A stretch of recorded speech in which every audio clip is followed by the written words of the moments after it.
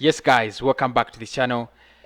It has finished Arsenal 3, and what a comeback. Arsenal have really done it. It's something I didn't expect. I mean, everything that went down in that game was not expected. But anyway, we're going to be looking at the match reaction and what actually went down in that game.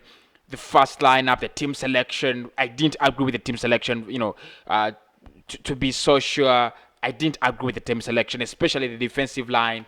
Callum Chambers, did he have to start? What a performance, should we say? I didn't agree with his start in this, in the first place. But anyway, finally, we have actually had a point from Westham after 3 goals, down to 3-3. What a performance! I think there are some names that really need a lot of, attention in this match reaction. Let's look at the first lineup.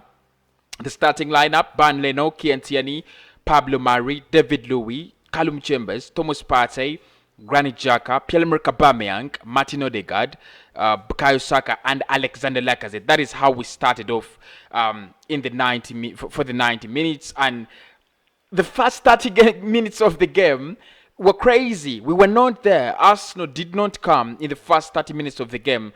It was absolutely awful. Poor performance. And it was 3-0 for West Ham. Goals that that we were just giving away. Goals that you can, defend at any time. Any team could actually, could have defended those goals. And I think we were so sloppy. And I'm going to blame it on Mikel Arteta for the first thing. All the time we are having a different pair in the centre-back partnership. Today, Pablo Mari played with David Louis.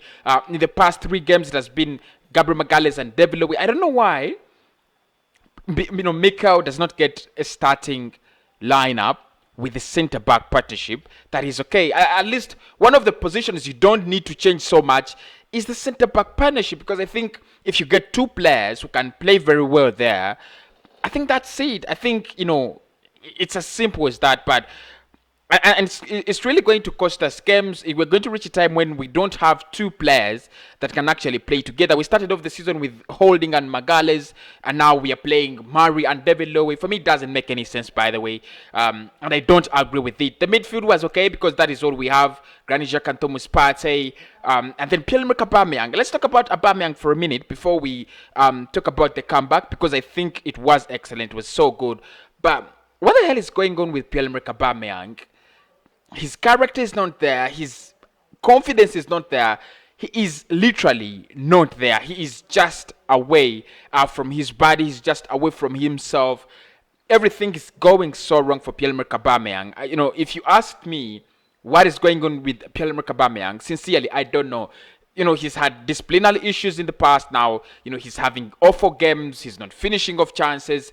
I don't know whether it's just not his, season, or he's having a rough season as a player. I really can't tell, but Lacazette is looking far better than Pierre-Emerick Aubameyang. And I thought if he never wanted to use Pierre-Emerick Aubameyang as a striker, he would have used Gabriel Martinelli or Pepe, because I thought Pepe brought in a very good performance when he came on. He had a very good performance in the North London derby. He deserved to start this game. I think Pepe is back, and he deserves to start every game. He's £75 million. He's a record signing at Arsenal. If Aubameyang is a record earner at Arsenal, then Pepe needs to start, because it's a record signing at Arsenal, £75 million. He needs to be playing on that pitch. I don't know why he's not getting game time. When he was so awful, he was getting the game time, and Mikel Arteta was defending him, saying, he's going to click up and he's going to come back, and whatever kind of stuff he was saying. And when he comes back, he doesn't give him game time, and that's the problem I have with Mikel. At times he fails to get the right lineup, depending on how good these players are and how ready they are. I think Gabriel Martinelli is ready. I think he had a very good game against Olympiacos when he came on. He deserved to play some more minutes. He never gave them, but there is something around Pierre-Emerick Aubameyang ever since he signed his contract, by the way. I don't want to say he's become like Messi Ozil, because that's what many people think. And I don't think, I see the passion when he scores and when he contributes something to the club. You can see he loves to do it. He wants to add something to Arsenal. But there is something that's not happening. There is something that is so wrong, with the Aubameyang and Arsenal, and something has to be done real quick. But before that, because Mikao said he picks these players on credibility, and not actually on credibility, but on merit. And I expected, if you're picking these players on merit, then Pepe has to start. Then Saka has to start. Then, Alexander Lacazette has to start. Aubameyang doesn't deserve to start in the game. And I thought he shouldn't have started. But let's talk about the midfield and how sloppy we were today. Because if you look at at the halftime statistics, it's crazy. We were actually better than Westham in possession. We're better than them in all aspects, apart from goals scored. And for me, that is caused by being sloppy. We switch off in games, within games. The only thing that happened is we switched off in this one at the beginning, and for 30 minutes, we were not in the game. Can you imagine? Not in the game for 30 minutes. You concede 3 goals, goals that I think you should not be conceding, and then you start, jumping around the place, trying to, make, reparations and so on. And then in the last 70 minutes or 60 minutes, Arsenal is back. You pull one back, and then you have a very good performance. And then you ask yourself, why don't we start games right away? It's the same way we lost the game against Olympiacos. They start so with the second half, and we are absolutely switched off. Like, Arsenal is off. You don't expect anything from Arsenal in that game. And finally, Olympiacos score. They press. Partey comes on and Martin Odegaard, and then we contain the game, and we qualify, but we have lost. It's the same way we have lost the West Ham game. There is that thing that Mikel Arteta needs to work on. Why do we switch off in games? And this is recurrent in every Premier League game we've played in the season. Whether we have won 4-0 or 5-0 or lost 6-0, we have our moments in the game. We have that period where we are I don't know whether it's just a session, but we are controlling play. We are doing everything right. And then after some time, it's like Arsenal has disappeared off the pitch. And for me, that is very poor. But I think Mikel needs to know this. One, he needs to get this, his starting lineup right. You just can't change your starting lineup like that. For me, it doesn't make sense. But on the positive side, what a comeback. I've not seen Arsenal this season have such a good performance. I've not seen it. Like, you're 3-0 down, and then you come back to a 3-3. I think I last saw that. Was it against Bournemouth? Lucas Perez scoring a brace.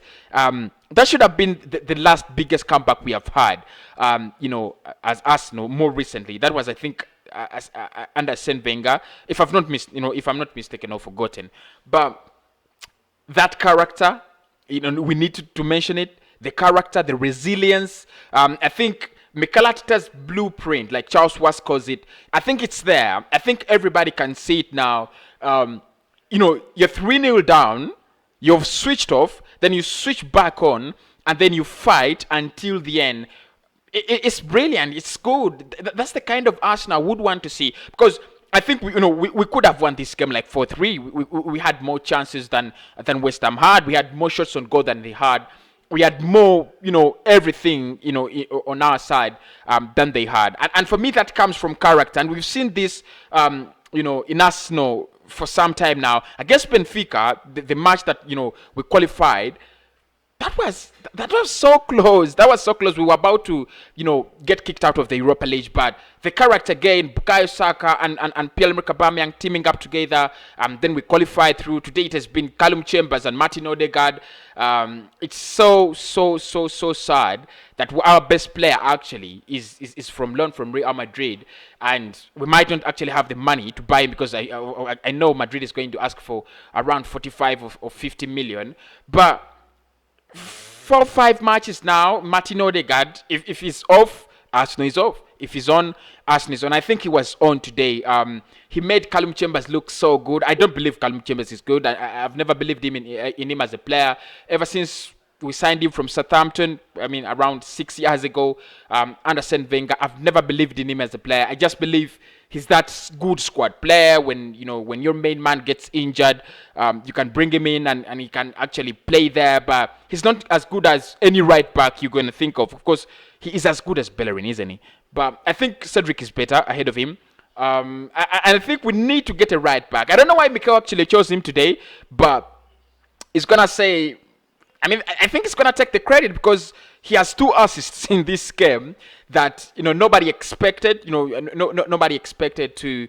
Nobody expected him to have, and I think. Yeah, what a performance! What a performance from Chambers. But for me, my man of the match in this one is Martin Odegaard. That boy has that quality he adds to Arsenal, and you know, people will think that I'm not in love with Granit Xhaka. I think you just need to see Martin Odegaard and Thomas Partey, what they add to this side. And that's why I don't like Granit Xhaka to be part of the midfield. Not because he's too bad, but he's just not good enough. As simple as that.